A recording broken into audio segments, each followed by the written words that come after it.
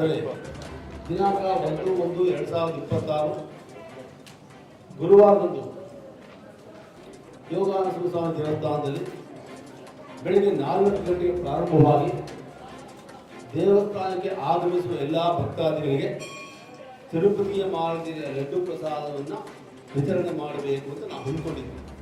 ಈ ಕಾರ್ಯಕ್ರಮ ದಿನಾಂಕ 1/1/2020 ಬೆಳಗ್ಗೆ 4 ಗಂಟೆಗೆ ಪ್ರಾರಂಭವಾಗಿ ಅನವರ್ತವಾಗಿ ನಿರಂತರವಾಗಿ ರಾತ್ರಿ 11 ಗಂಟೆವರೆಗೆ ದೇವಸ್ಥಾನಕ್ಕೆ ಆಗಮಿಸುವ ಎಲ್ಲ ಭಕ್ತಾದಿಗಳಿಗೆ ಲಡ್ಡು ಪ್ರಸಾದವನ್ನು ಪರಮಪೂಜ್ಯ ಭಾಷ್ಯಂ ಸ್ವಾಮೀಜಿಯವರು ಅವರ ಅಮೃತದಿಂದ ನೀಡ್ತಾರೆ.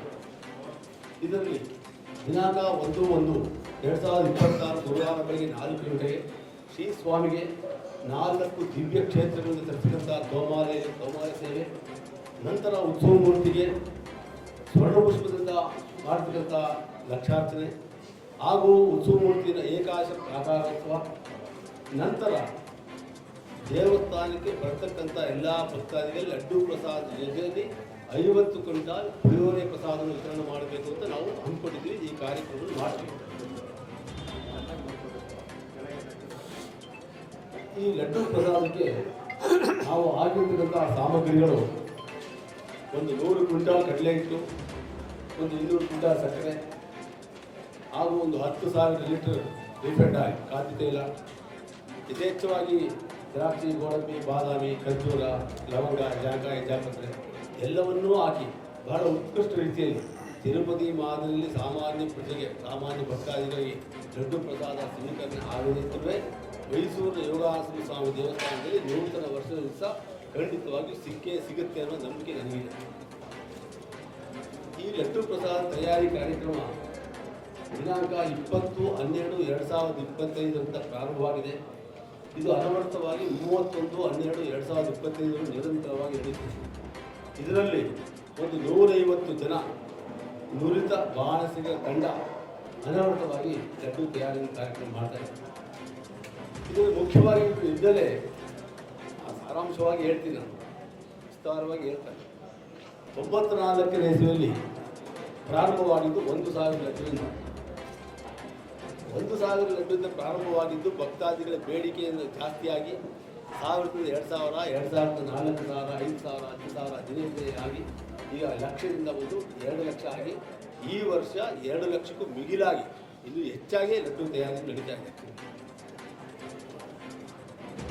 ದೇವಸ್ಥಾನದಲ್ಲಿ ಭಕ್ತಾದಿಗಳು ಹೊಸ ವರ್ಷಕ್ಕೆ ದೇವಸ್ಥಾನಕ್ಕೆ ಭಗವಂತನ ದರ್ಶನವನ್ನು ಪಡೆದು ಲಡ್ಡು ಪ್ರಸಾದವನ್ನು ಸ್ವೀಕರಿಸಿ ಹೊಸ ವರ್ಷ ಎಲ್ಲರಿಗೂ ಹರ್ಷವನ್ನುಂಟು ಮಾಡಲಿ. ಹಾಗೂ ಎಲ್ಲ ಭಕ್ತಾದಿಗಳು, ಸಮಸ್ತ ನಾಡಿನ ಜನತೆ ಎಲ್ಲ ಭಕ್ತಾದಿಗಳಿಗೂ, ಸಾರ್ವಜನಿಕರಿಗೂ, ಎಲ್ಲರಿಗೂ, ಆಸ್ತಿಕರು ನಾಸ್ತಿಕರು ಎಲ್ಲರಿಗೂ, ಪ್ರತಿಯೊಬ್ಬರಿಗೂ ಆ ಭಗವಂತ ಒಳಿತನ್ನುಂಟು ಮಾಡಲಿ. ಸುಖ, ಶಾಂತಿ, ನೆಮ್ಮದಿ, ಆಯುಸ್ಸು, ಆರೋಗ್ಯ ಎಲ್ಲವನ್ನೂ ಆ ಭಗವಂತ ನೀಡಲಿ. ಹೊಸ ವರ್ಷ ಎಲ್ಲರೂ ಹರ್ಷವನ್ನುಂಟು ಮಾಡಲಿ ಅಂತ ನಾನು ಪ್ರಾರ್ಥಿಸಿಕೊಂಡಿದ್ದೆ. ಮುಖ್ಯವಾದಂಥ ವಿಷಯ ಲಡ್ಡು, ಈಗ ಇತ್ತೀಚಿನ ದಿನಗಳಲ್ಲಿ ಅನಾಹುತಗಳು ಬಹಳ ಸಂಭವಿಸ್ತಾರೆ. ಅಂಥ ಅನಾಹುತಗಳನ್ನು ನಾವು ಮುಂಜಾಗ್ರತಾ ಕ್ರಮವಾಗಿ ಈಗಾಗಲೇ ಮೈಸೂರಿನ ಜಿಲ್ಲಾಡಳಿತ ಹಾಗೂ ಮೈಸೂರು ನಗರ ಪಾಲಿಕೆ, ಮೈಸೂರು ಸಿಟಿ ಕಾರ್ಪೊರೇಷನ್ ಹಾಗೂ FSSAI ಈ 3 ಡಿಪಾರ್ಟ್ಮೆಂಟ್ಗಳನ್ನು ನಾವು ಯಾವಾಗಲೇ ಬಂದು ಅದನ್ನು ಪರಿವೀಕ್ಷಣೆ ಮಾಡಿ ಈ ಸ್ಥಳವನ್ನೆಲ್ಲ ಪರೀಕ್ಷೆ ಮಾಡಿದ್ದಾರೆ. ಅವರು ಸೂಕ್ತವಾದ ಸಲಹಾದ ಮಾರ್ಗದರ್ಶನ ನೀಡಿದ್ದಾರೆ. ಅದನ್ನೆಲ್ಲ ನಮ್ಮ ದೇವಸ್ಥಾನ ವತಿಯಿಂದ ನಾವು ಚಾಚು ತಪ್ಪದೆ ಮಾಡ್ತಾ ಇದ್ದೀವಿ. ಇನ್ನೂ ಮುಖ್ಯವಾಗಿ ಹೇಳಿದ್ದಾರೆ, ಅನಾಮಿಕರನ್ನು ಒಳಗೆ ಇದು ಸಾರ್ವಜನಿಕ ಕಾರ್ಯಕ್ರಮ ಯಾವುದಾದ್ರು ಅನಾಹುತ ತುಂಬ ಪ್ರಾರಂಭ ಆಗ್ತದೆ ಎಲ್ಲ ನಮ್ಮ ಮುಂಜಾಗ್ರತೆಯನ್ನು ವಹಿಸ್ತೀವಿ. ಇದರಲ್ಲೂ ಮುಖ್ಯವಾಗಿ ಇನ್ನೊಂದು ವಿಷಯ, 1ನೇ ತಾರೀಕು ನಮ್ಮ ದೇವಸ್ಥಾನಕ್ಕೆ ಬರ್ತಕ್ಕಂಥ ಭಕ್ತಾದಿಗಳಲ್ಲಿ ವಯೋವೃದ್ಧರಾಗ್ಬೋದು ಹಾಗೂ ಅಂಗವಿಕಲರಾಗ್ಬೋದು, ಯಾವುದೇ ಥರ ಆ ಥರ ವ್ಯಕ್ತಿಗಳು ಬಂದರೆ ನಮ್ಮ ದೇವಸ್ಥಾನದ ವತಿಯಿಂದ ಸ್ವಯಂ ಸೇವಕರನ್ನು ಇದು ಮಾಡಿ ಅವ್ರನ್ನ ನೇರವಾಗಿ ದರ್ಶನ ಮಾಡಿ ಅವ್ರಿಗೆ ಭಗವಂತ ದರ್ಶನ ಪ್ರಸಾದ ಸ್ವೀಕರಿಸಿ ಸುಸೂತ್ರವಾಗಿ ಸಾಂಗವಾಗಿ ದರ್ಶನವನ್ನು ತೆರಳುವಂಥ ವ್ಯವಸ್ಥೆಯನ್ನು ಮಾಡ್ತಾರೆ. ನಾನು ಈ ಮಾಧ್ಯಮದ ಮೂಲಕ ಕೇಳಿಕೊಳ್ಳೋದೇನೆಂದರೆ ಭಕ್ತಾದಿಗಳಲ್ಲಿ ದಿನಾಂಕ 1/1/2026 ಗುರುವಾರ ಬೆಳಗ್ಗೆ 4 ಗಂಟೆಗೆ ಹೊಸ ವರ್ಷ ದೇವಸ್ಥಾನಕ್ಕೆ ಆಗಮಿಸಿ ಭಗವಂತನ ದರ್ಶನವನ್ನು ಪಡೆದು ನೂತನ ವರ್ಷಾರಂಭ ಪ್ರಯುಕ್ತ ಭಾಷ್ಯಂ ಸ್ವಾಮೀಜಿ ಅಮೃತಾಸ್ತಿಯಿಂದ ಲಡ್ಡು ಪ್ರಸಾದ ಸ್ವೀಕಾರ ಮಾಡಿ ನಂತರ ಪುನೀತರಾಗಿ ಹೊಸ ವರ್ಷ ಹರ್ಷವನ್ನುಂಟು ಮಾಡಿ ಪ್ರಾರ್ಥಿಸಿಕೊಂಡು ಈ ಮಾಧ್ಯಮದ ಮೂಲಕ ನಾನು ಕೇಳಿಕೊಳ್ಳುತ್ತೇನೆ. ಎಲ್ಲರಿಗೂ ಒಳಿತನ್ನುಂಟು ಮಾಡಿ ಆತ್ಮೀಯ ಮಾಧ್ಯಮಿಕ ಬಂಧುಗಳು, ಹೃದಯ ಸ್ಪರ್ಶಿಯಾಗಿರ್ತಕ್ಕಂಥ ಗೋವಿಂದನವರೇ, ರಾಜಕುಮಾರನವರ ಅತಿಥಿ ಮಾತ್ರ ಮೊದಲನೇ ಮಗಳಾಗಿ ಸೂರ್ಯ ಜ್ಯೋತಿಯಾಗಿರ್ತಕ್ಕಂಥ ಲಕ್ಷ್ಮೀರವರೇ, ಎಲ್ಲ ಭಕ್ತರು ಪ್ರತಿ ವರ್ಷವೂ ಕೂಡ ನಮ್ಮ ದೇವಸ್ಥಾನ ಹೊಸ ವರ್ಷದ ಆಚರಣೆಯನ್ನು ಹಮ್ಮಿಕೊಂಡಿದೆ. ಈ ವರ್ಷ ವೈಕುಂಠ ಏಕಾದಶಿ 30ನೇ ತಾರೀಕು ಆದರೆ 1ನೇ ತಾರೀಕು ಹೊಸ ವರ್ಷದ ಆಚರಣೆ ನಡೆಯುತ್ತೆ. ಈ ಹೊಸ ವರ್ಷದ ಆಚರಣೆಯ ಸಂದರ್ಭದಲ್ಲಿ ಒಂದು ಮಹತ್ತರವಾದ ಒಂದು ಚರಿತ್ರೆ ಇದೆ.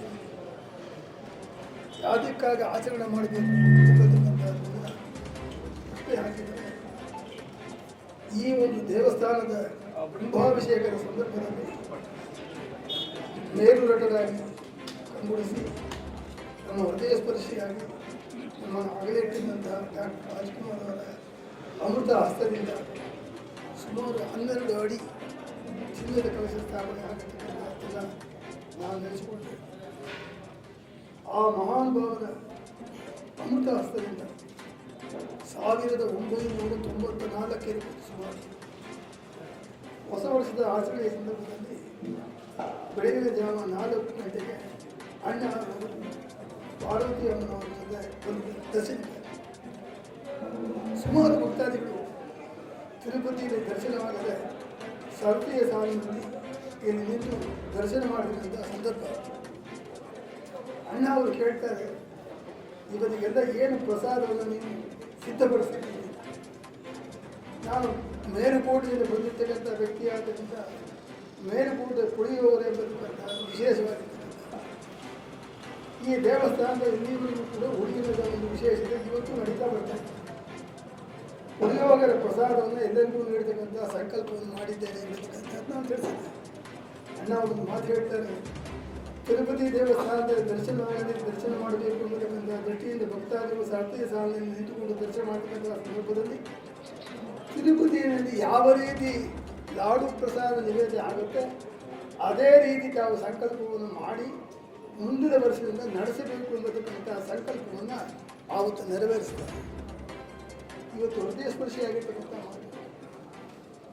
ಆವತ್ತು ಪಾರ್ವತಿಯವರು ಕೂಡ ಪಕ್ಕದಲ್ಲೇ ಇರ್ತಾರೆ. ಸ್ವಾಮಿಗಳಿಗೆ ಕಾಣಿಕೆಯನ್ನು ಮೊದಲಾಗಿ ಸಮರ್ಪಿಸುವುದಂತ ಮಾತನಾಡ್ತಾರೆ. 1,000 ರೂಪಾಯಿ ಕಾಣಿಕೆಯನ್ನು ಅವರು ನೀಡಿದ್ರು.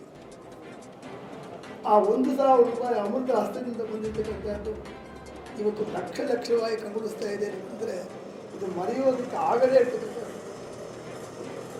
ಹೊಸ ವರ್ಷದ ಆಚರಣೆಯ ಈ ನೆಪದಲ್ಲಿ ಅವರು ಅಂತರ್ಯಾಮಿಯಾಗಿರ್ತಕ್ಕಂಥ ಮೇಲ್ನಟರಾಗಿರ್ತಕ್ಕಂಥ ಕರ್ನಾಟಕದ ಜನಗಳ ಹೃದಯ ಸ್ಪರ್ಶಿಯಾಗಿರ್ತಕ್ಕಂಥ ಒಂದು ವ್ಯಕ್ತಿಯನ್ನು ಲಕ್ಷೋಪಲಕ್ಷ ಜನಗಳು ನಡೆಯತಕ್ಕಂಥ ಸಂದರ್ಭ. ಈ ಸಂದರ್ಭದಲ್ಲಿ ನಾವು ಅವರ ಮಾತನ್ನು ಅನುಚಾರವಾಗಿ ನಡೆಸ್ಕೊಂಡು ಬರ್ತಾ ಇದ್ದೇವೆ. ಸುಮಾರು ಒಂದು 25-30 ವರ್ಷ ಆಗಿರಬಹುದು.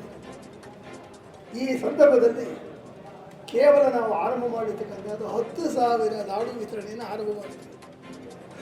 ಆಮೇಲೆ 50,000ಕ್ಕೆ ಮುಂದೆ ಹೀಗೆ ವೃದ್ಧಿ ಆಗುತ್ತಾ ಜನಸ್ತೋಮ ಜಾಸ್ತಿ ಆಗುತ್ತಾ ಪ್ರಾತಃ ಕಾಲ 4 ಗಂಟೆಯಿಂದ 12 ಗಂಟೆಯಿಂದ ಸ್ವಚ್ಛತೆಯನ್ನು ಕಾಪಾಡಿಕೊಂಡು ಸರತಿ ಸಾಲಿನಲ್ಲಿ ಯಾವ ವಿಧವಾದ ತೊಂದರೆಬೇಕಂತ ಹಂಚತಕ್ಕಂಥ ಭಕ್ತಾದಿಗಳ ಸಹಕಾರದಿಂದ ಇಲ್ಲಿಯವರೆಗೂ ಕೂಡ ನಡೆದುಕೊಂಡು ಬರ್ತಾ ಇದೆ. 2 ಲಕ್ಷದ ಲಾಡುವಿಗೆ ಇವತ್ತು ಏರಿದೆ ಅಂತಂದರೆ ಅದು ಅಣ್ಣವರ ಈ ಸಂಕಲ್ಪ ಎಂಬತಕ್ಕಂಥ ಅದನ್ನು ನಾನು ಮತ್ತೊಮ್ಮೆ ನಡೀತಾ ಇದ್ದೇನೆ. ಇದು ಇಷ್ಟೇ ಅಲ್ಲದೆ ಆಗಮಶಾಸ್ತ್ರ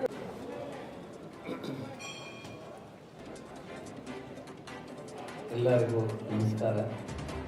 ನಮ್ಮ ಈ ಏಕಾನರಸಿಂಹ ಸ್ವಾಮಿ ಕ್ಷೇತ್ರದ ಮತ್ತು ನಮ್ಮ ಭಾಷಣ ಸ್ವಾಮಿ ಗುರುಗಳು ಮತ್ತು ನಮ್ಮ ಶ್ರೀನಿವಾಸ ಗುರುಗಳು ಎಲ್ಲರಿಗೂ ಮತ್ತು ಮಾಧ್ಯಮಿಕರು ಎಲ್ಲರಿಗೂ ನಾನು ನಮಸ್ಕಾರ ತಿಳಿಸ್ತೇನೆ. ಎಲ್ಲರಿಗೂ ನಾನು ನಮಸ್ಕಾರ ತಿಳಿಸ್ತಾ ನನ್ನ ಮಾತನ್ನ ಮುಂದುವರಿಸ್ತೀನಿ. ಇವತ್ತು ತುಂಬ ವಿಶೇಷವಾದ ಒಂದು ಕಾರ್ಯಕ್ರಮ. ಈ ಕಾರ್ಯಕ್ರಮ ಹಮ್ಮಿಕೊಂಡಿರ್ತಕ್ಕಂಥ ನಮ್ಮ ಮಾನ್ಯ ಗುರೂಜಿಗಳು ಈ ಕಾರ್ಯಕ್ರಮ ಏನು ಪ್ರಾರಂಭ ಆಯಿತು ಅಂತ ಆಲ್ರೆಡಿ ನಮ್ಮ ಶ್ರೀನಿವಾಸ ಸ್ವಾಮಿಗಳು ಹೇಳಿದ್ದಾರೆ, ಗುರೂಜಿಗಳು ಹೇಳಿದ್ದಾರೆ. ನಾನು ತಿಳಿದಂಗೆ ನಾನು ಜೊತೆಲೇ ಇದ್ದೆ. ಅಂದು ಅವತ್ತು ಅಪ್ಪಾಜಿಯವರು ಪ್ರತಿಯೊಬ್ಬರಿಗೂ ಪ್ರಸಾದ ಸಿಗೋಂಥ ಒಂದು ಅವಕಾಶ ಕಷ್ಟ. ಎಲ್ಲರೂ ತಿರುಪತಿಗೆ ಹೋಗಿ ಪ್ರಸಾದ ತೊಗೊಂಬರೋಂಥ ಒಂದು ಅನುಕೂಲ ಕಮ್ಮಿ. ಆದರೆ ಏನಾದರೂ ಒಂದು ಕೊಡಬೇಕು ಅನ್ನೋ ಒಂದು ಮನಸ್ಸಿನಲ್ಲಿ ಇಟ್ಕೊಂಡು ಅವರು ಸ್ವಾಮೀಜಿಯವರಿಗೆ ಕೇಳಿಕೊಂಡು ಈ ಥರ ಯಾಕೆ ನಾವು ಇಲ್ಲಿ ತಿರುಪತಿ ಥರ ನಾವು ಜನಗಳಿಗೆ ಪ್ರಸಾದ ಹಂಚಬಾರ್ದು ಅನ್ನೋ ಥರ ಒಂದು ಕೋರಿಕೆಯನ್ನು ಅವ್ರ ಮುಂದೆ ಇಟ್ಟಾಗ ಸ್ವಾಮಿಗಳು ತುಂಬ ಸಂತೋಷದಿಂದ ಸ್ವೀಕರಿಸಿ ಪಕ್ಕರ್ತಕ್ಕಂಥ ನಮ್ಮ ಅಕ್ಕವ್ರಿಗೆ ಪಾರ್ವತಮ್ಮವ್ರಿಗೆ ಅಪ್ಪಾಜಿ ಹೇಳಿದ್ರು, ಏನಾದ್ರು ನಮ್ಮಿಂದನೇ ಶುರುವಾಗಿದೆ ಅಂತೇಳಿ ಅವತ್ತೊಂದು ದಿವಸ ಕೇವಲ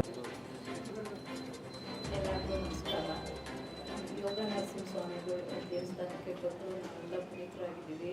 ನಮ್ಮ ಗುರುಗಳಾದ ಭಾಷಣ ಸ್ವಾಮಿಗಳು ಮತ್ತು ಶ್ರೀನಿವಾಸ ಸ್ವಾಮಿಗಳು ಇವರ ಕೃಪೆಯಿಂದ ನಾವು ಪ್ರತಿ ವರ್ಷ ಬಂದು ಭಾಗವಹಿಸ್ತಾ ಇದ್ದೀವಿ. ಅವರು ಹೊಸ ವರ್ಷನ ಒಂದು ಯೋಗ ನರಸಿಂಹ ಸ್ವಾಮಿ ಪ್ರಸಾದ ಲಘು ಇಂದ ಶುರು ಮಾಡ್ತಿದ್ದಾರೆ. ಅದೆಲ್ಲ ತಿಂದು ನಾವು ಪುನೀತರಾಗಿ ಇಡೀ